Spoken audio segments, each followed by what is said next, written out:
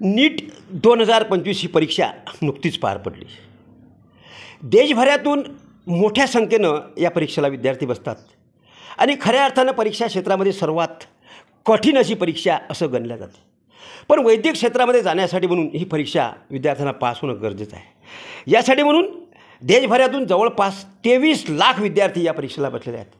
आणि या परीक्षेमध्ये बुलढाणा जिल्ह्यातील हा मानस शेगोकार हा विद्यार्थी या 23 लाख विद्यार्थ्यांमध्ये 1817वा आहे. त्यामुळे या ग्रामीण भागातील हा विद्यार्थी निश्चितच एवढ्या मोठ्या परीक्षेमध्ये उत्तीर्ण होऊन या स्पर्धेमध्ये झाल्यामुळे निश्चितच त्याच्या परिवारात आणि त्या तालुक्यात जिल्ह्यात किंवा त्याच्या महाविद्यालयामध्ये अत्यंत आनंदाचं वातावरण आहे. आज माझ्यासोबत आहे मानस शेगोकार. मी मानसला विचारतो, बेटा, की हे सर्व यश तुला नेमकं कसं काय संपादन करता आलं? हे पूर्ण प्रकारे हार्डवर्क केल्याने आणि स्टडी केल्यानेच संपादन झालेलं आहे. कारण की आपण अभ्यास करताना मॅक्झिमम अभ्यास आपल्याकडून केला गेला पाहिजे, त्यावेळेसच हे मोठं यश तुम्हाला मिळेल. हे सर्व करताना शालेय जीवनामध्ये तू ज्या नागेश्वर महाराज विद्यालयामध्ये वरोड बकालसारख्या एका ग्रामीण भागामध्ये शिकला, त्यावेळेस तुला आपल्याला असं वाटलं होतं का की त्यावेळेस वैद्यकीय क्षेत्रामध्ये आपण जावं? हा, माझं आधीपासूनच स्वप्न होतं की मी वैद्यकीय शिक्षणात जावं आणि MBBS करावं, ते बी चांगल्या मेडिकल कॉलेजमधून. हे माझं आधीपासूनचं स्वप्न होतं. मग हे सर्व करताना आईवडिलांची आपल्याला कसं काय साथ मिळाली? आईवडिलांची पूर्ण प्रकारे पाठिंबा तर होताच. म्हणजे मी मॅट्रिक दिल्यानंतर 10th स्टँडर्डमध्ये झाल्यानंतर 11th स्टँडर्ड आणि 12th स्टँडर्डमध्ये नीटची प्रिपरेशनला गेलो होतो. बरं. अकोल्यात. मग तिथे माझं प्रिपरेशन मी केलं आणि मग नीटची एक्झाम दिली. बरं. त्या आईबाबांचा पूर्ण पाठिंबा होता. तुझे वडील नागेश्वर विद्यालयामध्ये शिक्षक आहेत आणि तूसुद्धा त्या विद्यालयाचा विद्यार्थी आहेत. खरं म्हणजे अशा नेहमी सामान्यपणे ज्या विद्यालयात वडील शिक्षक असतात अशा विद्यालयामध्ये मुलांना शिकवते, उच्च ठिकाण ठेवलं ते. परंतु नागेश्वर महाराज विद्यालयाचं आणि त्याच्या वडिलांचं एक वैशिष्ट्य आहे की ते ज्या शाळेत शिक्षक आहेत त्या शाळेत त्यांनी त्या विद्यार्थ्याला शिकवलं आणि ग्रामीण भागामध्ये ज्या शाळेमध्ये आपण शिकतो आणि ग्रामीण भागाची नाळ त्याच्याही जुळली. त्यामुळे वडिलांचं तुला चांगलं सहकार्य मिळालं? हो, चांगलं सहकार्य होतं. आईंचं काय सहकार्य मिळालं? आईचं पण सहकार्य होतं. मी प्रिपरेशन करताना सर्व जेवण खावण सर्व याची काळजी, बिमार पडू नये याची काळजी आईबाबांनी घेतली होती. निश्चितच साहजिकच पालक आणि आपला मुलगा वैद्यकीय क्षेत्रामध्ये जर मोठा व्हावा असं वाटत असते तर त्याची संपूर्ण काळजी आईवडील घेतात. मी मानसचे वडील माझे मित्र शेगोकार सर इथं आहेत. मी सरांना विचारतो, सर, आपल्या मुलांचं हे प्रिपरेशन करताना आपण नेमकी कोणती तयारी करून घेतली त्याच्याकडून? जेव्हा हा माध्यमिक शिक्षण घेत असताना माझ्या शाळेत होता आणि सर्वात सांगण्याचं वैशिष्ट्य हे की याचा वर्ग शिक्षक म्हणून मी होतो. बरं. म्हणजे वडील पण आणि शिक्षक पण.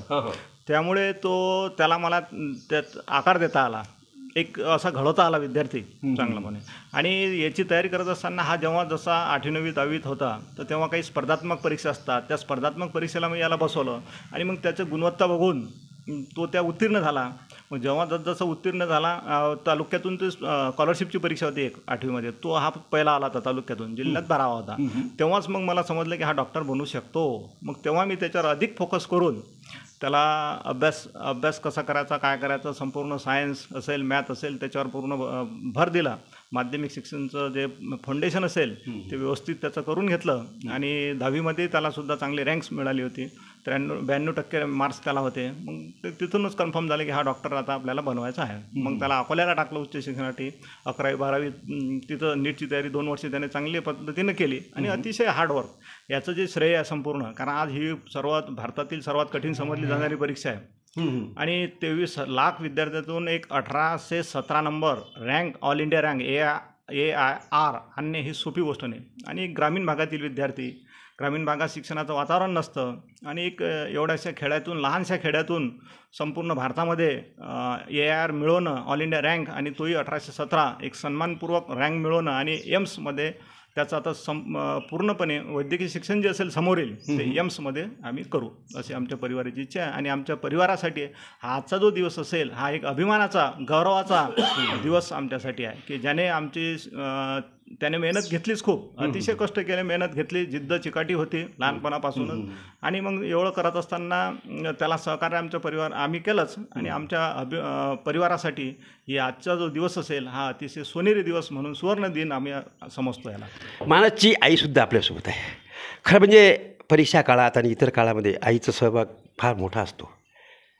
आपल्या मुलाला व्यवस्थित जेवण गेलं पाहिजे, त्याचा अभ्यास चांगला झाला पाहिजे, त्याची झोपही चांगली झाली पाहिजे आणि वडिलांनं सांगितल्याप्रमाणे तो डॉक्टरच झाला पाहिजे यासाठी म्हणून मानसच्या आईने काही प्रयत्न केले. मानसच्या आईनं विचारतो, तुम्ही काय त्यासाठी प्रयत्न केले?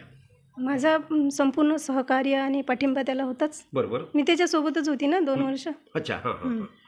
आणि अभ्यासात त्याची पूर्णपणे प्रिपरेशन, तयारी सर्व त्यांनी स्वतः केली पाहिजे, त्याच्यावर माझं पूर्ण लक्ष होतंच. अच्छा. एकंदरीत आईनेसुद्धा आपलं जे काही जबाबदारी आहे ती अत्यंत चांगल्या पद्धतीने पार पाडली. वडील आणि आईच्या सानिध्यातून किंवा आणि गुरुजनांनी मिळालेल्या सहकार्यानं निश्चितच त्याचं घवघवीत यश त्याने मिळवलं आणि याचा आनंद आज या आईवडिलांच्या चेहऱ्यावर आणि परिसरात आणि त्यांच्या कुटुंबामध्ये दिसत आहे. एकंदरीत या परिसरामध्ये खऱ्या अर्थानं संग्रामपूर तालुक्याचं एक नावलौकिक, जिल्ह्याचं नावलौकिक आणि ग्रामीण भागामध्ये असणाऱ्या या नागेश्वर महाराज विद्यालयाचं नावलौकिक आज त्याच्या शौकारांच्या चिरंजीवाने आपल्या केल्यामुळे निश्चितच तो आपल्या सर्वांसाठी एक आयकॉन आहे, अभिनंदनाची गोष्ट आहे. कॅमेरामन सुरेश प्रल्हाद दातार, साक्षीदार न्यूज, संग्रामपूर.